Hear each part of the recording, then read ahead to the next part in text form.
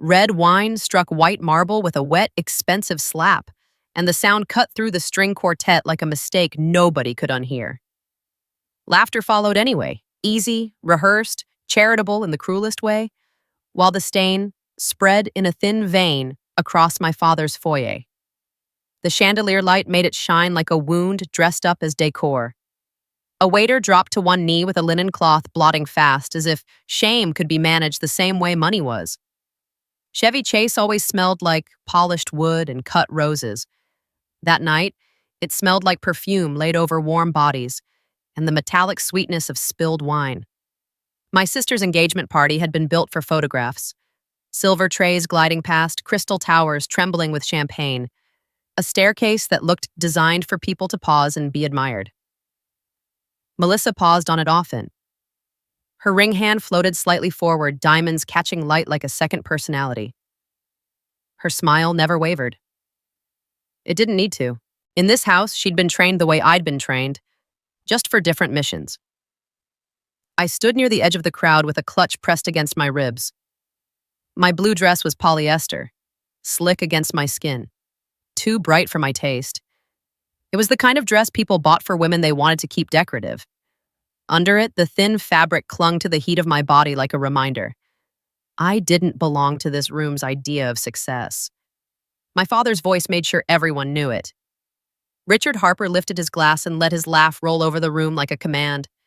His eyes swept across donors, attorneys, lobbyists, the glossy friends Melissa collected the way some people collected antiques. "Evelyn made it," he announced, loud enough to hook every nearby ear. He tipped his chin toward me.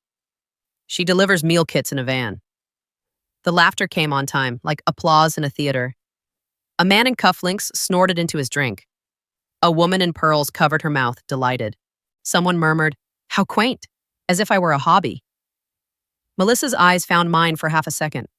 Her smile sharpened. "She loves it," she said lightly. "Simple life. Simple. Small. Safe for them." My father leaned toward a cluster of guests as if he were sharing a family joke they deserved to own. "You should see the van," he added. "Armored like a tank, for food boxes." More laughter. More crystal clinks. The waiter kept blotting the wine as if the stain mattered more than the story being told over it. I kept my face neutral. I'd practiced neutrality in brighter rooms than this, rooms that hummed with secure equipment, rooms where people spoke in clipped codes and didn't waste syllables on ego. In those rooms, the difference between calm and panic could decide whether someone got home. In this room, calm was a survival skill for a different reason. A guest near the bar angled his head toward me with pity dressed as kindness. "Well," he said, "honest work." I nodded once, polite enough to end the exchange. "Enjoy the party." He smiled like he'd helped me. Behind him, my father kept performing. "Not everyone gets to win," he told someone, as if family were a competition he'd refereed fairly. That was the scandal of my life in this house, one scandal, repeated until it felt like truth. My family needed me small. They needed a failed daughter, because it made Melissa's shine brighter and my father's status safer. They didn't hate me. They just benefited from misunderstanding me. 15 years of it had hardened into reflex. If a relative asked what I did, my mother used to answer quickly, eyes down, smoothing the moment like a wrinkle. "She travels," she'd say. "Security stuff." My father would add the punchline. "She drives a van." Melissa would laugh, bright and perfect. Like Uber, but serious. No one asked what it cost. No one asked where I went when I disappeared for weeks. No one asked why I came home with new caution in my eyes. They didn't want the truth. Truth didn't fit into their rooms. I drifted closer to the front windows, letting the crowd's orbit pull away from me. Outside, beyond hedges cut into obedient shapes, my van sat along the service drive. From a distance, it looked like any delivery vehicle. Plain white, forgettable, the kind of thing your eyes slid off. That was the point. Up close, it was armored, reinforced, wired. A mobile command unit disguised as ordinary. The kind of vehicle built for the moments when ordinary turned sharp. My emblem. The thing my father mocked because it looked like nothing. The thing my world respected because it could keep a person alive. Melissa appeared at my side, perfume clinging to her like insistence. Her voice stayed sweet, but it carried an edge meant just for me. "Smile," she murmured. "This is my night." "It is," I said. She searched my face for cracks. "Don't do anything weird." "I won't," I replied. Her shoulders relaxed. She floated away toward a new circle of congratulations. Ring, flashing, like a lighthouse. In the center of the foyer, my father lifted his glass again, already building his next laugh. He had always loved being heard more than being right. I should have left. I could have left. I'd told myself I came for my mother, for the fragile request she'd made on the phone. "Just show up, Evelyn. Please." I'd told myself presence might soften something. Presence never softened this house. It only gave them a target. My clutch felt heavier in my hand, not because of lipstick or keys, because of the secure phone hidden inside it. I'd kept it off. I'd kept it silent. I'd told myself this one night could be normal. Normal was a luxury I didn't get to keep. Across the room, my father's laughter rose again, and it carried the old insult like a victory lap. "See?" he told a man in a tuxedo. "Our Evelyn is grounded." Grounded. The word landed like a thumb pressing a bruise. I didn't look at him. I looked at the pink ghost of the wine stain on white marble where the waiter had smeared it, trying to erase it. It looked like the truth of this night. You could rub at it, pretend it was gone, but the color stayed. A memory flickered. Brief, sharp. I was 26, newly sworn in, badge warm in my palm. I'd come home in a borrowed blazer because I wanted, stupidly, to share something real. My mother's eyes had widened with fear when I said the name of my agency. My father hadn't even looked up. "Don't make yourself important," he'd said. Melissa had laughed from the stairs. "She wants to be a hero." No one had asked what I'd actually be. No one had asked what it required. They'd simply chosen the version of me that made their lives easiest and repeated it until it sounded true. In the foyer now, the same script played with better lighting. A woman near the staircase whispered to another, eyes sliding over me. "Is she staff?" "No," the other murmured. "It's worse. It's family." I kept my posture loose. I kept my breathing even. The controlled part of me, trained, practiced, stayed in charge. Then my clutch vibrated once against my ribs. Not a casual buzz. A hard, urgent pulse, like a fist knocking from inside. My skin went cold. I didn't lift my head. I didn't change my face. I slid my thumb under the clasp and looked down into the shadow of my clutch. The screen flashed stark against the warm gold party light. Code red. The words "code red" lit my clutch from the inside, and suddenly the chandelier light felt useless. The quartet kept playing, bright and blind. Glasses still chimed. My father's laugh rolled again, thick with ownership, as if sound could keep the world from changing. I tapped the alert with my thumb. "Motorcade compromised. Dulles perimeter. Move now." A second line populated beneath it, colder. "Package. Whitmore. Advance hit. Possible secondary." My skin went tight, the way it always did when my brain stopped being social and started being geometric. Distances, doors, angles, time. The blue polyester clung to my ribs, slick and flimsy, as if it could sense how wrong it was for what was coming. I didn't look at my father. I didn't look at Melissa. I moved. Women leaving parties were invisible if they did it with the right excuse. I turned toward the powder room corridor, clutch held close, face composed. A waiter brushed past me with a tray of champagne flutes, the smell of citrus and alcohol sharp under the roses. I nodded as if I belonged to leisure. In the hallway, the air cooled and changed. Furniture polish, old wood, and the faint sourness of roses sitting too long in water. The party sound dulled behind me like someone had shut a door on a lie. My secure phone was already buzzing again as I unlocked it fully. I answered on the first ring. "Harper," I said. Luis Ortega's voice hit my ear tight and fast. "Evelyn, you got it." "I got it," I replied. "They hit the advance outside Dulles," he said. "We rerouted, but we've got eyes." "Where?" I asked. "Rockville Pike Corridor," he said. "Traffic's a trap. We need a hold." hold, shelter, safe site. The words stacked in my head like clean blocks. I glanced at the framed photos along the hallway. Melissa in gowns, my father with donors, smiles polished into permanence. No photo of me that wasn't a forced family lineup. No record of what I actually did. Ortega didn't waste time on my silence. "You're at the Harper house." It wasn't a question, it was the reality of modern oversight. "Yes," I said. "Convert it," he replied. "It's the best structure near your node." Node, not home, not family. Node. The word steadied me more than it should have. "Copy," I said. "Armor up," Ortega added, "and keep the noise down." "I will," I said. The line went dead. For a beat, I stood in the hallways quiet and listened to my own breathing, slow, even, pressed against the thin dress like my body was reminding me, "You are working now." I turned and walked toward the side service door. A guest drifted into the hallway, half drunk on celebration, phone in hand. He smiled like we were sharing a secret. "Hey," he whispered, "where do you keep the—" I cut him off gently. "Stay in the ballroom," I said. He blinked, confused by my tone, then nodded like I'd made him feel important. Outside, the night air slapped cool against my cheeks, damp with lawn and rain that had fallen earlier. The hedges smelled green and sharp. Somewhere beyond the iron gates, tires hissed on wet pavement and a siren rose far away, just a thread, but real. My van waited along the side drive where I'd parked it on purpose. From the mansion's windows, it looked like nothing. From the street, it looked even less. Plain panel sides, unremarkable profile, the kind of vehicle people walked past without remembering. That was the point. I keyed in, climbed into the driver's seat, and the interior greeted me with the smell of rubber and metal and warm electronics. Honest air.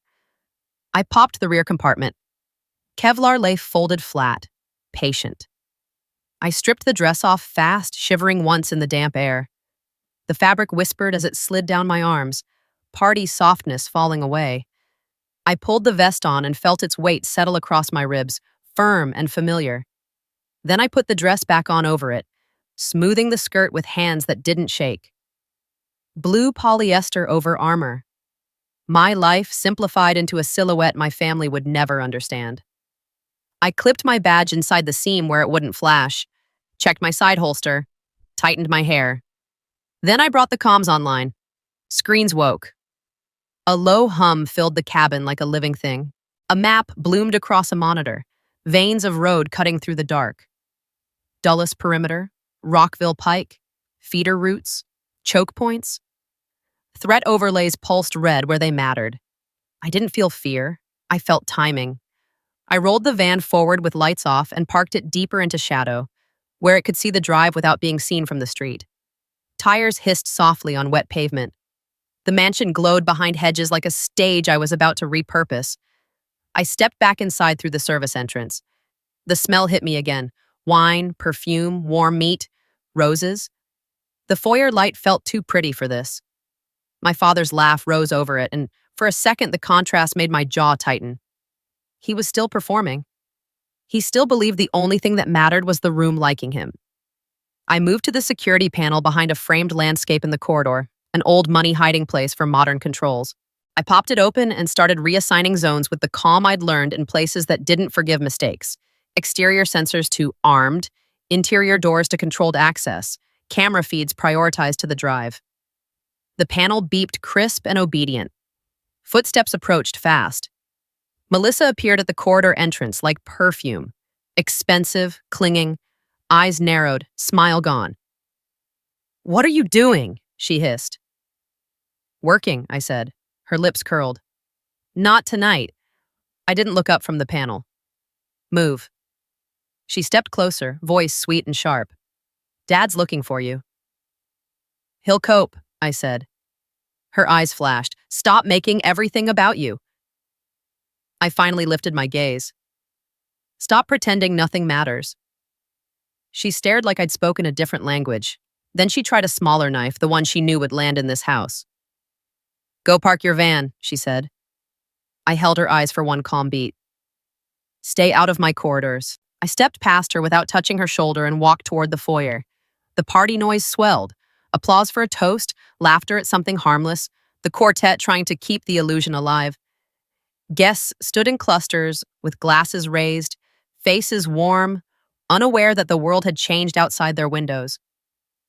My father turned as I entered the edge of the room, scanning like a man who expected obedience to be waiting for him. His eyes found me, and his smile widened for the audience. "There she is," he called out, loud enough to hook attention again. "Our little delivery driver." A ripple of laughter, smaller now, hesitant. He stepped forward, wineglass lifted.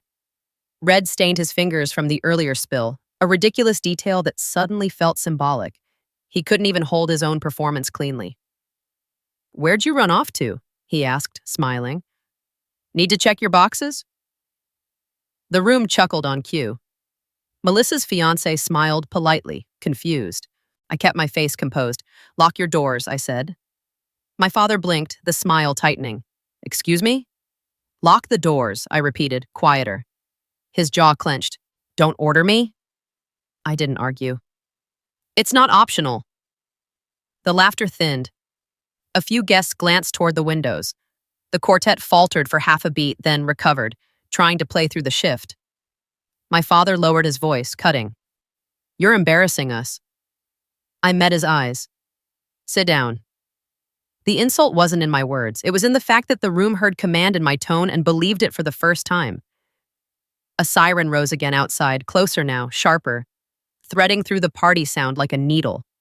Someone near the staircase laughed nervously. "Probably a fire truck." I didn't look at them. I turned back to the security panel and pulled up the drive camera. Headlights approached in coordinated streams, lights dimmed. Not neighborhood, not social, professional.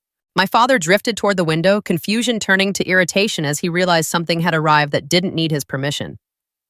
"What is that?" he whispered. "Stay inside," I said. He stared at me as if he'd never heard my voice used that way. Melissa stepped closer, voice trembling with anger. "This is my engagement." I looked at her once. "You're alive," I said. She flinched at the word, alive, like it didn't belong in a house built for optics. Outside, black SUVs rolled into view along the rear approach, quiet and controlled. Agents stepped out, coats damp, eyes hard, earpieces lit. They moved with silent speed across the lawn as if the mansion had become a map. The sirens cut off abruptly. The sudden quiet made the foyer feel smaller. Guests began to sense it, like animals sensing pressure changes. Glasses lowered, smiles faltered. People looked around for cues, for someone to explain. My father tried to reclaim the room with humor, voice too loud. "Probably just security for someone important." No one laughed this time. I turned to the nearest cluster of guests and spoke once, calm and final. "Dining room," I said. "Now!" A woman in pearls blinked. "Excuse me." An agent stepped into the foyer entrance, weapon low, posture absolute. The woman's protest died in her throat. Bodies obeyed before pride could argue. My mother appeared near the archway, face pale, hands clasped.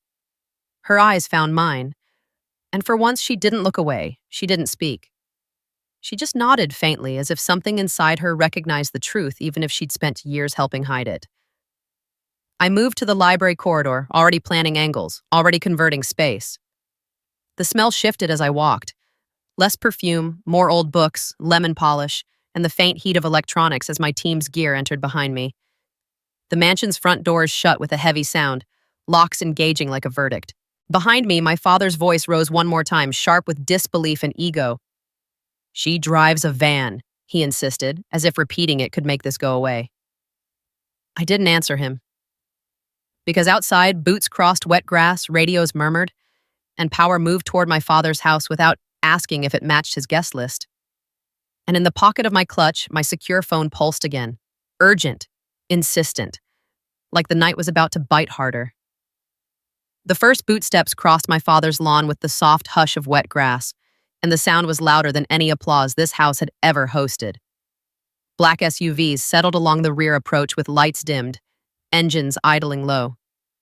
Agents moved out in tight arcs, coats damp, earpieces glowing, hands empty but ready.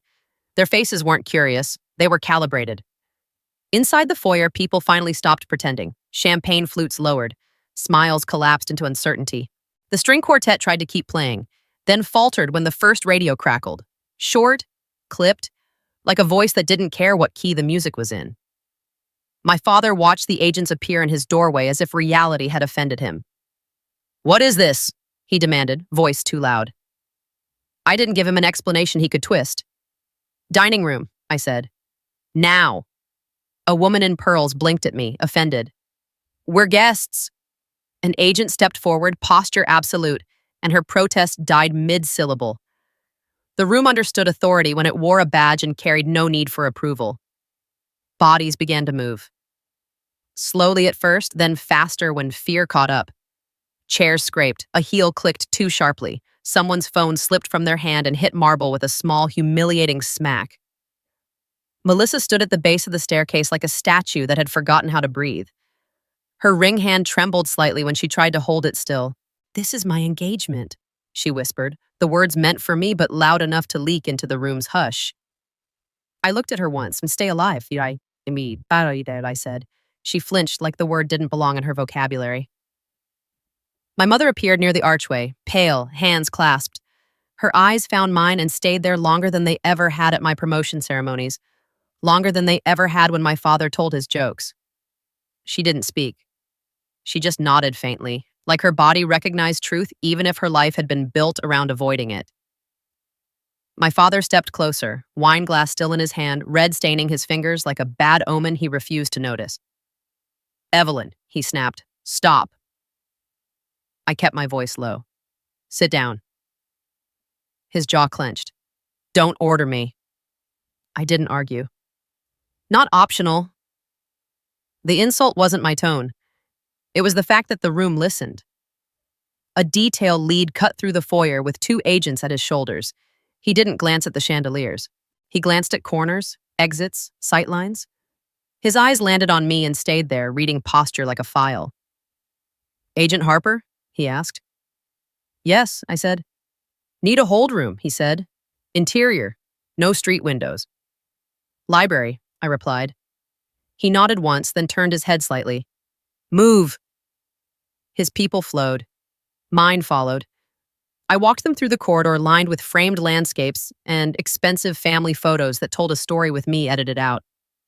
The air cooled as we entered the library. Leather and lemon polish. Old paper that had never been read for necessity. A long table sat under a shaded lamp, and the room's quiet felt built for secrets. "Comms here," I said, pointing. "Map wall there." "Copy," a tech replied. Cases thudded softly on wood. A laptop fan whispered to life.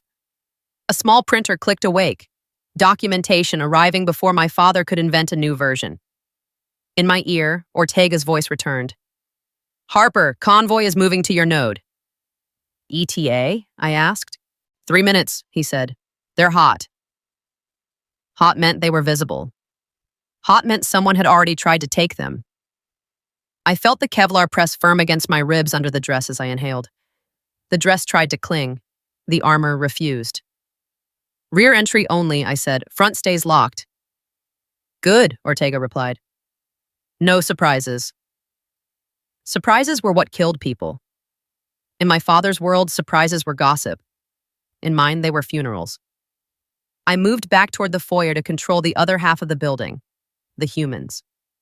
In the dining room, guests sat rigid around half-eaten plates, candlelight trembling in crystal holders. The smell of roasted meat had turned heavy and wrong. A few men tried to whisper, then stopped when an agent's gaze slid over them like a warning. My father stood at the head of the table like he couldn't bear sitting while his story collapsed. "This is absurd," he said. "We have people here." I didn't raise my voice. "You have a shelter," I said. He stared as if I'd insulted his decor. "This is my home." "Tonight, it's a safe site," I replied. The words settled over the room. A few guests inhaled sharply. Someone's hands trembled around a glass they no longer wanted. Melissa's eyes flicked to me, furious and frightened. "You did this," she mouthed. I didn't answer. I didn't owe her that. My father leaned toward me, voice cutting and small. "You drive a van." I met his eyes. "I save lives." he scoffed, searching for laughter that wasn't coming. The room gave him silence instead, and I watched him feel it, how no one was willing to laugh with guns in the house. Outside, tires hissed on damp pavement. The convoy arrived without sirens, only engine hum and coordination. I turned back toward the foyer as agents moved to the rear corridor. The mansion's rear doors opened, and cold night air slid inside like a truth that didn't care about curtains. Black SUVs filled the rear drive. Agents formed a corridor in seconds, bodies angled, hands low, eyes scanning shadows and roof lines. In the center, the armored vehicle rolled in unglamorous and anonymous, the kind of car that kept you alive without asking you to admire it. A rear door opened. I saw a shoulder first, then a hand. Controlled movement. A man stepping out who had trained himself to trust other people's competence more than his own ego. Secretary Daniel Whitmore moved with calm efficiency, jacket already off, face composed. He didn't look around in awe at the mansion's wealth. He looked around in assessment, like any experienced traveler in threat territory. He entered through the rear corridor and into the library without hesitation. His detail sealed behind him. The house breathed differently after he crossed the threshold. In the dining room, someone whispered, "That's him." And then the whisper died because no one wanted to be the person making noise when the room had become a government instrument. My father stepped into the foyer again, drawn by the gravity of importance. He smoothed his jacket like he was about to greet a donor, and his smile reappeared, thin, eager, desperate to be seen as relevant. "Mr. Secretary," he began, stepping forward. A detail agent blocked him with a simple shift of posture. "Sir," the agent said, "stay back." My father blinked, offended. "This is my house." The agent didn't blink. "Stay back." My father's eyes snapped to me like I was the translator for his humiliation. "Evelyn," he hissed, "tell them—" I didn't move closer. "Sit down," I said. He flinched like he'd been slapped with a reality he couldn't buy. I returned to the library. Inside, Whitmore stood near the long table, listening to a quick update from his detail. The lamp's warm light caught the edges of his face and made him look human rather than symbolic, which was always the strangest part of protecting people history would remember. They still had shoulders that could be touched, lungs that could stop. His gaze lifted to me. "Agent Harper," he said. "Yes, sir," I replied. "Status," he said. "Perimeter locked. Guest contained. Hold room set," I said. He nodded once. "Any breach?" "Not yet," I said. He didn't ask why I'd been at a party. He didn't ask why I was in a dress. He didn't ask anything that wasn't useful. Signal, not noise. "What do you need?" he asked. The question landed cleanly because it wasn't wrapped in pride. "Time," I said. "And quiet." Whitmore looked at his detail lead. "She gets both." "Copy," the lead replied. In my ear, Ortega spoke again. "Harper, we're tracking a possible surveillance vehicle street side." I stepped to the security feed monitor. The front camera showed the street beyond the iron gate. Quiet, manicured, expensive. And there it was. A sedan idling with its lights off, too still, too patient. Wrong for this neighborhood. A faint glow pulsed inside it. Screen light like an eye opening in the dark. My spine stayed straight. I spoke into comms. "Street side sedan confirmed." "Copy," Ortega said. "Don't spook." I watched the sedan. A door didn't open. A hand didn't wave. It just sat there, breathing in the dark like it belonged. Behind me, Whitmore's presence stayed calm. The library hummed with quiet work, keys tapping, radios murmuring, printer warming. Outside the library door, my father's voice rose again from the dining room, angry, thin, desperate. "She's just a van driver," he insisted to someone, as if repeating it could shrink the house back into a party. Nobody laughed. Not now. Not with the Secretary of State in the next room. I didn't correct my father. I didn't step out to argue. I didn't waste breath on a man who still believed humiliation was power. I kept my eyes on the sedan and the iron gate and the hedges that hid the line between safety and threat. Because the safest structure in the region was the mansion where I'd just been laughed at. And the next move, whatever it was already idling in the dark, waiting to see if I would blink. The sedan outside didn't move, but the glow inside it pulsed. screen light on a face, like an eye refusing to blink. I stood at the security panel with the camera feeds tiled across the display. The mansion's front drive looked too perfect under its landscape lighting. Wet hedges, iron gate, marble steps that belonged to people who believed danger had an address and it wasn't theirs. Inside, the air still smelled like wine and roses trying to outlast reality. Somewhere down the hall, the dining room murmured with restrained panic. Silverware set down too carefully, chairs shifting, a few breaths that sounded too loud.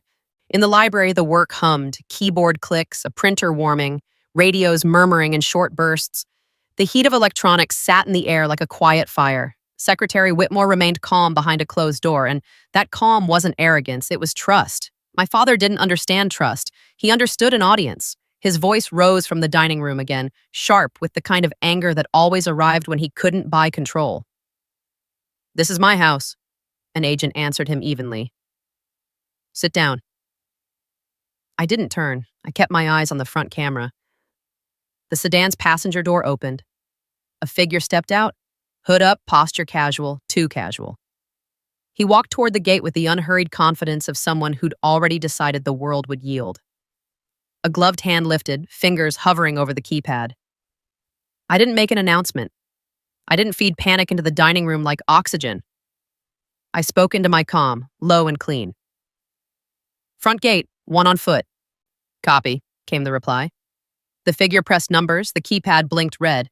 He tried again. Red again. He paused, then stepped sideways along the fence line, head tilted as if he was listening to the gate's mechanics. Learning it, mapping it. He stopped where iron met stone at a hedge seam, crouched, and something silver flashed in his hand. A tool. My ribs pressed against Kevlar as I inhaled. Steady and deep. "Fences seam," I said into comms. "He's working." "Copy," an agent replied, voice tightening. Inside the mansion, footsteps shifted. Soft, controlled, agents repositioning without running. In the dining room, the guests went quieter, as if instinct finally caught up and told them sound could become a signal. Melissa's voice cut through that hush, brittle and furious. "Evelyn did this," she whispered to someone, soft enough to sound like gossip, sharp enough to plant blame. My father seized it, louder now, trying to rebuild his old script like a shield. "She drives a van," he snapped. "She's not—" No one laughed. No one even pretended. The silence wasn't admiration yet, it was refusal. The room refused to join his joke when guns were in his foyer. I left the security panel and walked into the dining room doorway. Candlelight trembled in crystal holders. Half-eaten food cooled on plates. The smell of roasted meat had turned heavy and wrong, like a luxury that couldn't carry its own weight anymore. Men in tailored suits sat rigid, hands folded. Women in gowns stared at their laps as if looking up might make them complicit in fear. My father stood at the head of the table, jaw clenched, eyes bright with humiliation. "You can't hold people here," he hissed. "Sit," I said. His nostrils flared. "Don't command me." I didn't raise my voice. "Be quiet." Melissa's face tightened, ring flashing as her hand trembled. "This is my night," she whispered. I looked at her once. "Stay alive." She flinched like the word was obscene. My mother sat 2 seats down, hands clasped, eyes fixed on the table. She looked small, but her gaze lifted briefly to mine, just long enough to say she understood more than she'd ever admitted. Then she looked down again, as if holding herself together required stillness. My father leaned toward me, voice cutting. "Van girl." I met his eyes. "Agent." He scoffed, searching for laughter. The room gave him nothing. A radio crackled softly from the foyer, and every trained body in the house tightened in unison. My father heard it and went paler around the mouth. "What is happening?"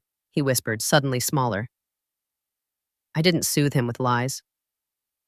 "Sit down," I said. His chair scraped softly as he lowered himself, fury trapped behind his teeth because the room wouldn't let him spend it. I returned to the foyer and stepped out the side door into damp night air. The lawn smelled sharp and green. Floodlights washed the hedges pale. My delivery van sat near the drive, plain silhouette, forgettable shape, quietly feeding comms into the mansion like a vein. Vehicle, Armor. My motifs, my truth. I moved to the van and climbed in long enough to check feeds and reroute power. The cabin smelled like rubber and warm electronics. Screens glowed softly. The map wall in the library mirrored the van's data feed, turning my father's mansion into an operational node without asking his permission. Ortega's voice came through, clipped. Harper, units are inbound. Rear approach only, I said. Front is probed. Copy, he replied. Let him commit. I watched the front camera feed from the van's monitor. The hooded figure had shifted again. He wasn't rushing. That told me he thought time belonged to him. He worked the seam with patient precision, hedge leaves trembling faintly. The iron fence shivered once, then steadied. Then headlights swept the street, fast, low. The hooded figure froze. The headlights killed. A black SUV rolled into frame without sirens and stopped just past the sedan like it had always belonged there. Doors opened. Shapes moved, disciplined, quiet, clean angles. DSS. Ortega's units arrived like gravity. The hooded figure stood slowly, hands hovering near his sides. His phone glowed in his palm, ready to record or transmit. He considered running, just a flicker in his shoulders, then saw the geometry and decided against it. A voice carried faintly through the night, controlled. Hands. The figure lifted his hands halfway, phone still in one. Agents approached from 3 angles, weapons low, bodies angled. They didn't shout. They didn't perform. They guided him away from the fence line as if he were already a file number. I exhaled once, slow. Then an agent popped the sedan's trunk. A hard case emerged, too clean to be harmless. Ortega's voice hit my ear, tight. We got one. One meant a piece, not the machine. What's inside? I asked. Tools, he said. Camera kit, no boom. No boom meant no explosion, tonight. But it also meant something worse, intent that wasn't finished. I watched the street feed as the sedan's interior light clicked on briefly, illuminating a second phone mount on the dash. 2 devices, 2 angles. Someone had wanted proof more than they wanted blood. Ortega spoke again. We pulled his phone. My spine stayed straight. And? He sent a message, Ortega said. Unknown number. Van on site. My throat tightened once, clean and cold. They weren't tracking chandeliers. They were tracking the plain vehicle my father mocked, the unremarkable shape that meant command. The irony landed hard. My family laughed because it looked small. The enemy watched because it mattered. I stepped back into the mansion, shutting the side door softly behind me. Inside, the foyer smelled like wine that had been sitting too long, and the marble still held the pink ghost of the spill, a stain that wouldn't scrub out, no matter how hard the waiter had tried. In the dining room, my father was whispering again, trying to reframe his fear as annoyance. She's just security, he muttered. Just. The word tasted like old poison. I didn't correct him. Not yet. I returned to the library where Whitmore stood near the long table, listening to his detail with calm eyes. The lamp's warm light softened the room's edges, but nothing about the posture in that space was soft. Whitmore's gaze lifted to me. Update, he said. Scout detained, I replied. He flagged my vehicle. Whitmore's mouth tightened slightly. They're watching your symbol. Yes, I said. His detail leader leaned in. Mr. Secretary, we can move. Whitmore held up a hand, calm. Then he looked at me again. What do you want? It was the cleanest question anyone in my family had ever asked me. I didn't hesitate. We hold, I said. We tighten. We stop being predictable. Whitmore nodded once. Then we hold. Outside, the dining room stayed in silence, a collective quiet that no amount of status could undo. The guests sat frozen in formal wear, learning what power sounded like when it didn't need applause. And on the front camera feed, the iron gate latch clicked, soft, deliberate, as if someone else had arrived to test whether the house still belonged to my father. The second gate click sounded smaller than the first, like someone testing patience instead of metal. I stared at the front camera feed until my eyes stopped seeing a car and started seeing intent. The street-side sedan had shifted farther down the block, replaced by a darker shape tucked behind a row of parked vehicles. No headlights, no music, just a faint interior glow that appeared, vanished, and appeared again, screen light pulsing like a heartbeat. Inside the mansion, the air had turned stale with held breath. The dining room candles crackled softly, and every tiny sound, silverware touching porcelain, a chair leg scraping, felt too loud. The smell of roasted meat had curdled into something heavy. Wine lingered in the foyer like a sweetness that didn't belong anymore. I moved back to the security panel and watched the iron gate line. A figure approached again, different posture this time. Taller, slower. No crouching, no tool flash. Just a hand lifting a phone and aiming it toward the driveway where my van sat half hidden behind hedges. He wasn't breaking in. He was verifying. "Front watcher," I said into comms, "filming the drive." Ortega answered instantly, "Let him film." "Copy," I said. In my peripheral vision, my father appeared at the dining room doorway, jaw clenched so tight it changed the shape of his face. He'd stopped looking like a host and started looking like a man whose house had betrayed him. "What are they doing out there?" he demanded. "Sit," I said. His eyes flashed.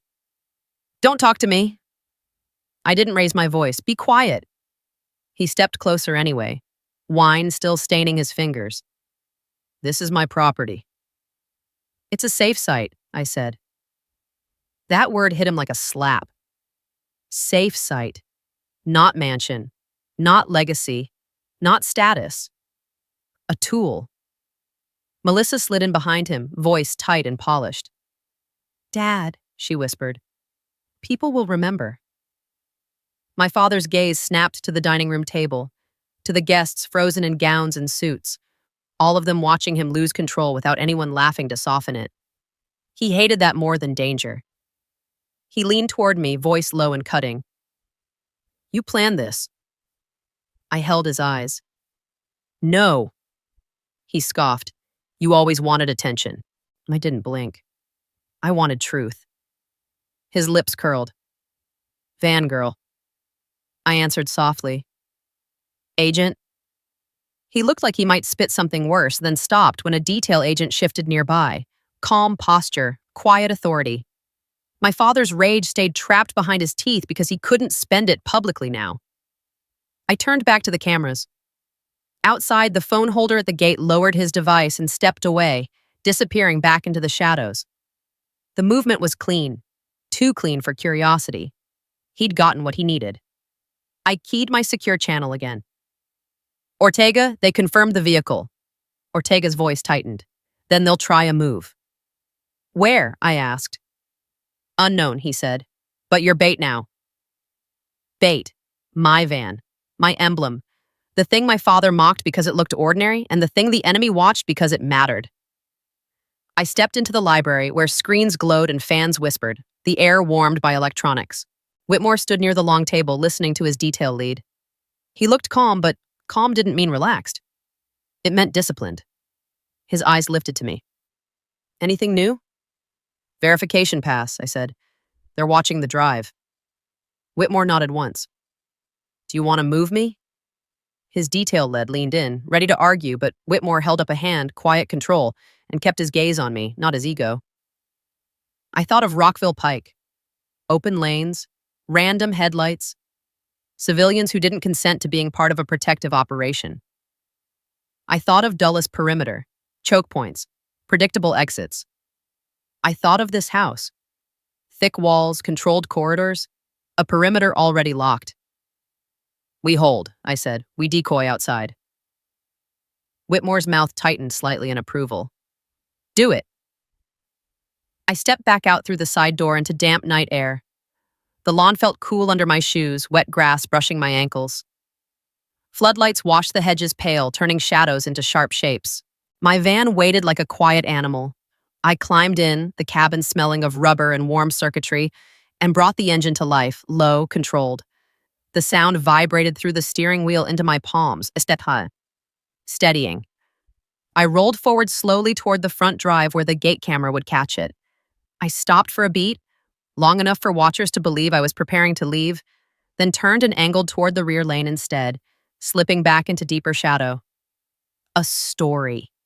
A clean, deliberate lie for people who thought they were hunting a symbol. I killed the engine and listened. In the distance, I heard a soft tire hiss on wet pavement.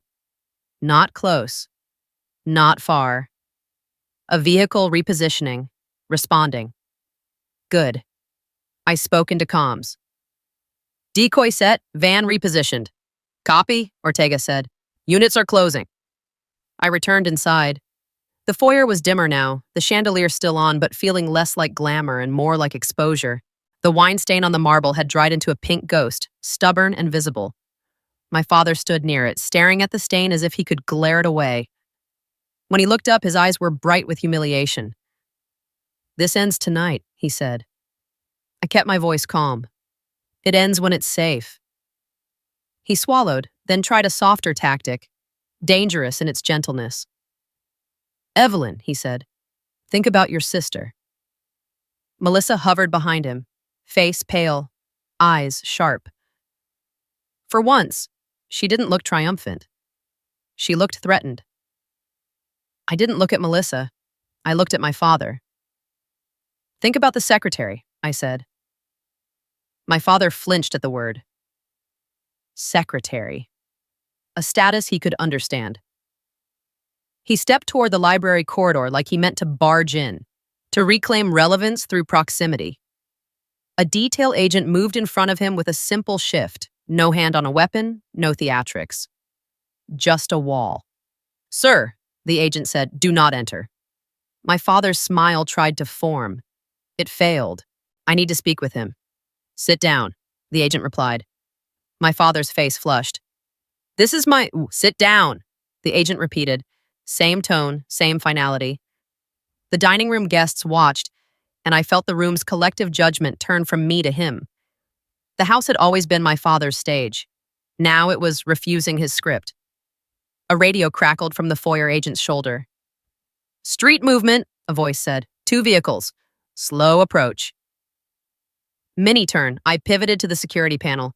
2 cars eased into view down the block, taking turns being visible and invisible under the streetlights. They weren't rushing.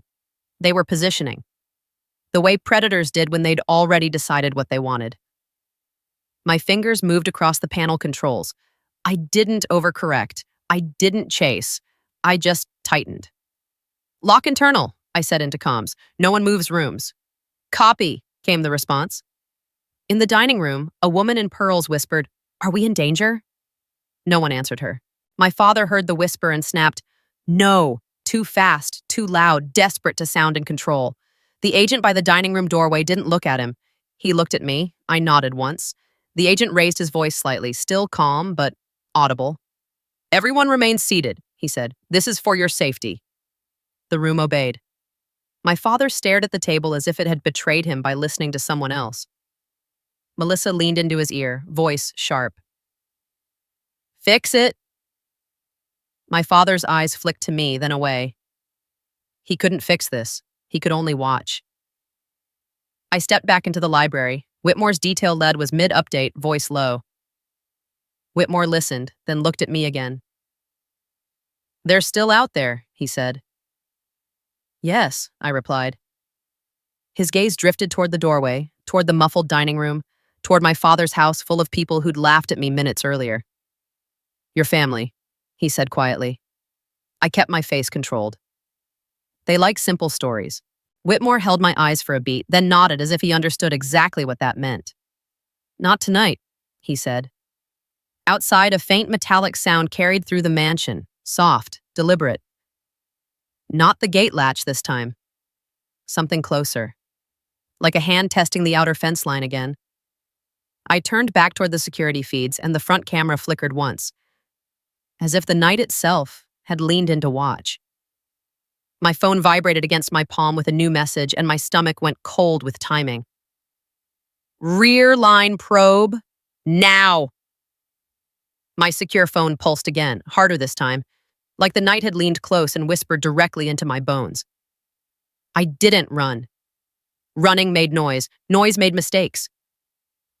I moved. The mansion's side corridor felt colder than it should have, smelling faintly of lemon polish and old wood, as if the house itself was trying to stay elegant while it became a tool. My dress brushed my knees. The Kevlar under it pressed firm against my ribs with every breath, armor reminding me I was real even when the room wanted me decorative. I reached the security panel and pulled up the rear feeds. Hedges, fence line, darkness beyond. Then motion. Too clean to be an animal, too purposeful to be wind. A shadow slid along the stone wall near the service gate, close enough that the floodlights caught the edge of a gloved hand. I keyed comms. Rear line, one moving. Copy, came the reply. In the dining room, someone's nervous laugh tried to exist and died immediately. The guest had learned silence faster than my family ever had. A soft, metallic scrape carried faintly through the house, like a tool testing iron. I kept my voice low. Hold positions, no shouting. Copy, another agent answered. I stepped outside through the side door into damp air that smelled of wet grass and exhaust from idling SUVs. The lawn lights washed the hedges pale, turning shadows into sharp-edged shapes. Somewhere beyond the property line, a car door closed softly. Patient, deliberate. My van sat deeper in shadow where I'd tucked it, plain as a lie, still feeding comms into the mansion. Vehicle, armor. The two motifs my life ran on. I didn't go to it. I went to the rear path, staying tight to the hedge line.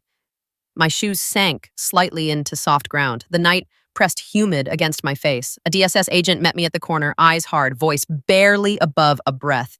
Visual, he said. I nodded once. We moved together, two quiet angles converging. Ahead, near the fence seam, the shadow crouched again. A small flashlight blinked once under a jacket, then disappeared. A tool flashed silver, quick and precise. Not a smash and grab, a placement, a tag, a tracker. They didn't need to kill us to hurt us. They only needed to keep finding us. I spoke once, calm and final. Now, the agent's radio didn't blare. It whispered. Bodies moved in the dark like they'd practiced this 1,000 times. A figure rose from the hedge seam, startled by motion he hadn't anticipated. He tried to retreat, then froze when 3 agents appeared in clean geometry, front, flank, rear, blocking options without theatrics. A voice carried, controlled. Hands! The figure lifted his hands slowly, tool still clenched between 2 fingers like he hadn't decided whether it was a weapon or an excuse. Another agent stepped in, weapon low. Drop it. The tool fell into wet grass with a soft tick. The figure's breath came fast. His hood hid his face, but fear made its shape obvious. He wasn't brave. He was hired.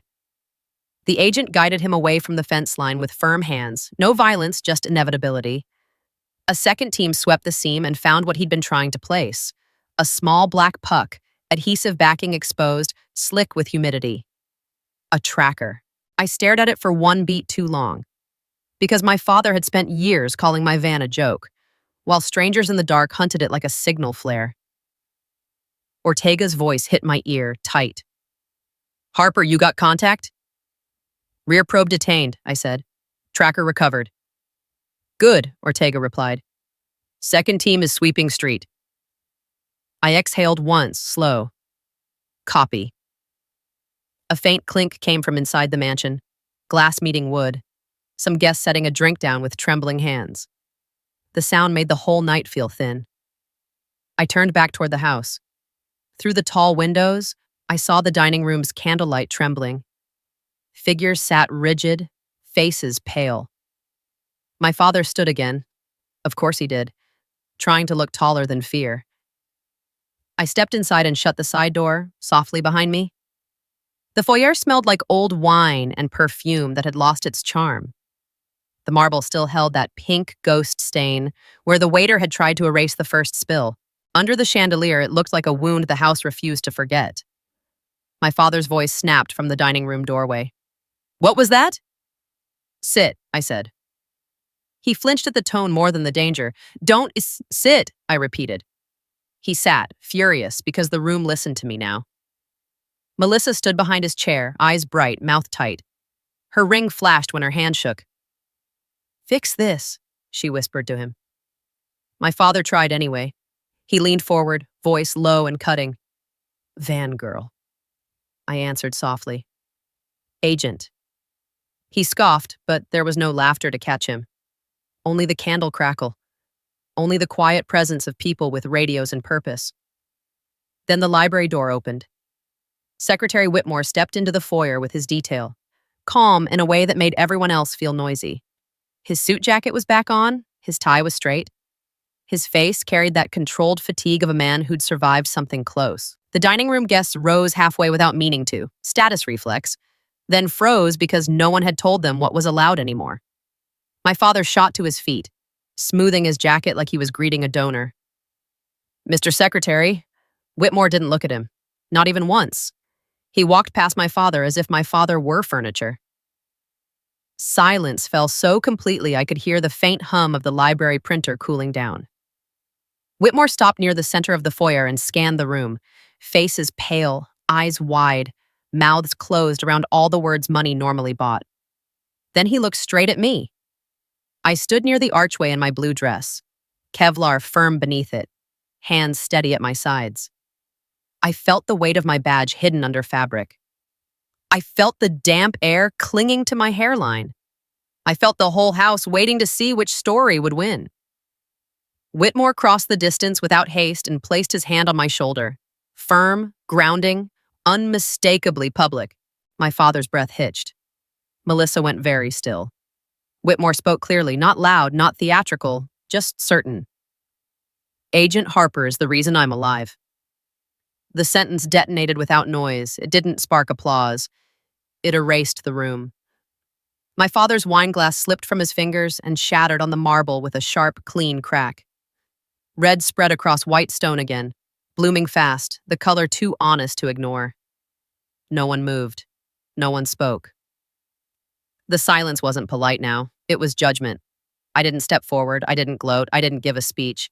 I simply let the truth stand where my family had tried to shrink it. "They needed me small," I said quietly. The truth walked in full-sized. Whitmore's hand stayed on my shoulder for one steady beat longer. Then he turned back to his detail as if the moment had never been about drama, only reality being restored. My father stared at the fresh wine spill as if it had betrayed him. His mouth opened. Nothing came out. His hand lifted toward my shoulder, half apology, half possession, then stopped in midair as if he'd finally remembered armor existed under the dress.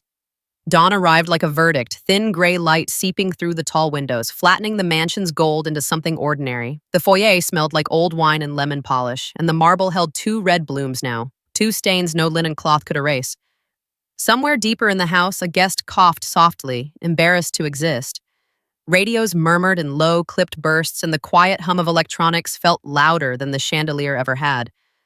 My father's hand stayed frozen in the air for a beat too long. Then it dropped. He looked at me like he was seeing a stranger wearing my face. His mouth opened again, searching for a line that would put me back where he liked me. Smaller, simpler, safe for his narrative. "Evelyn," he managed, voice thin. I kept my tone calm. "We're done performing." His jaw tightened. "Don't do this."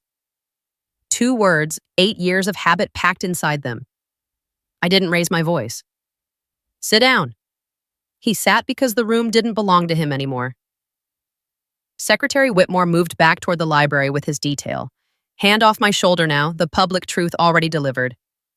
He didn't look back for applause. He didn't need it. His job wasn't to validate me. It was to survive, and he'd acknowledged the person who made that survival possible. Ortega came in through the rear corridor as the sky brightened, coat damp, eyes tired, posture still solid. He didn't congratulate me. He didn't dramatize. He simply took in the scene. Party decor turned operational. Wealth turned quiet. "Good hold," he said. "Good team," I replied. He nodded once and lowered his voice. 2 detained. Tracker recovered. Street sweep continues. I exhaled slowly. Cop. In the dining room, the guests were released in controlled waves, escorted, instructed, watched. They walked out stiff-backed, clutching coats and handbags like shields. No one spoke to my father.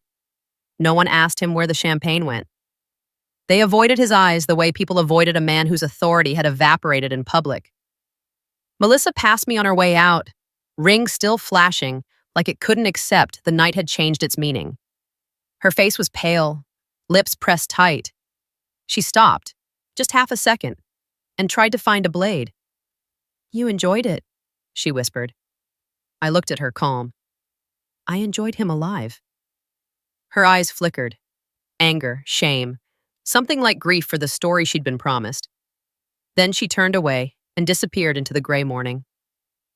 My mother lingered in the hallway near the service door, hands clasped, shoulders tight. Her eyes followed me like she was afraid I'd vanish again into the life she never named. "Evelyn," she said softly. I waited. She swallowed. "I didn't know. I didn't punish her with a lecture. I didn't gift her comfort she hadn't earned. I kept it honest and quiet." "You knew enough to stay quiet." Her face crumpled slightly and she nodded once, as if that truth hurt more than any yelling ever could. "I'm sorry," she whispered. I nodded once. "I hear you." That was all I gave her. Not a reunion, not a scene, just a door left unlocked, if she chose to walk through it. My father stood in the dining room doorway, watching this exchange like it was theft. "Come back," he said, voice strained. "We'll talk." I kept my tone flat. "Not in your script." His lips curled, desperate for the old spell. "Vangirl," I answered softly. "Agent?" He flinched as if the word burned. Outside of the convoy prepared to move again. Engines hummed low and controlled. Wet pavement reflected the early light like a thin mirror. Whitmore passed through the foyer on his way out, tie straight, face composed. He paused just long enough to meet my eyes. No speech. Just a nod that said, "I saw you. I believe the record." Then he was gone, swallowed by detail and vehicles and the machinery of survival. The mansion felt too large afterward, like a theater after the audience leaves. I walked out through the side door into damp morning air. The hedges smelled sharp and green. Birds sounded too cheerful for a night that had nearly turned fatal. My van waited along the drive, plain silhouette, unremarkable shape, its armor hidden under paint the way my Kevlar had been hidden under polyester. I climbed into the driver's seat and let the cabin's familiar scent, rubber, metal, warm electronics, settle my breathing. I took the Kevlar off slowly, not because I was sentimental, but because removing armor deserved respect. The vest's weight left my ribs, and the dress suddenly felt like what it was, thin cloth. I set the vest on the passenger seat. Then I started the engine. The sound was low, steady, honest. As I rolled down the driveway, tires whispering on wet pavement, I passed the tall front windows where party light had poured the night before. Now they reflected only gray sky and my own calm face. At the iron gate, I paused for a heartbeat and looked back once. My father stood in the foyer, small in the dim interior, staring at the stains on his marble like they were the first things he couldn't buy away. Melissa was nowhere to be seen. My mother stood near the side hall, hands clasped, watching me leave with something new in her eyes. Fear, yes, but also the beginning of waking. I didn't wave. I didn't offer a final line for their comfort. I drove onto the empty dawn highway, the road stretching ahead in pale light, and let the space between me and that mansion become my choice. Choose your peace.